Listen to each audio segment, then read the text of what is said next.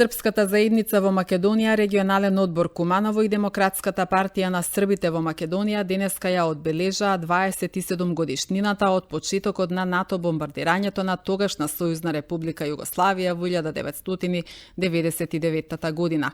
101-минутно молчење и палење свеќи во црквата Света Тројца, присутните оддадоа почит на жртвите, испраќајќи порака за мир, достоинство и надеж дека нема да се повтори. Na današnji dan pred 27 godina počelo je NATO bombardovanje Savezne Republike Jugoslavije.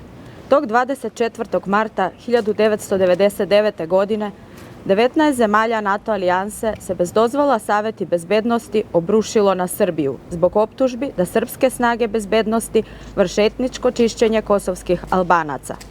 NATO je 24. marta 1999. godine u 19 časova i 45 minuta počeo vazdušne napade na vojne ciljeve u Savezne Republike Jugoslavije, da bi se kasnije udari proširili na privredne i civilne objekte.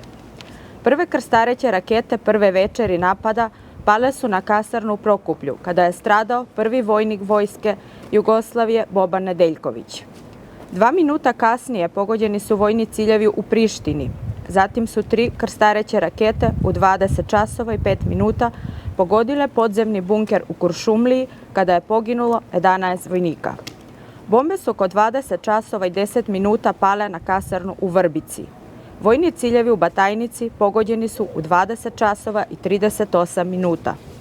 U napadima koji su bez prekida trajali 78 dana, teško su oštećeni infrastruktura, privredni objekti, škole, zdravstvene ustanove, medijske kuće, spomenici kulture, crkve i manastiri.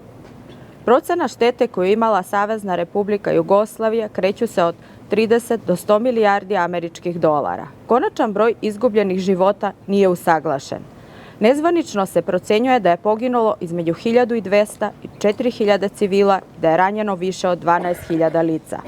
U noći 23. aprila 1999. godine u 2 časa i 6 minuta NATO je u napadu na zgradi televizije usmrtio 16 radnika RTS-a, što je bilo prvi slučaj u istoriji da je medijska kuća proglašena za legitimni vojni cilj.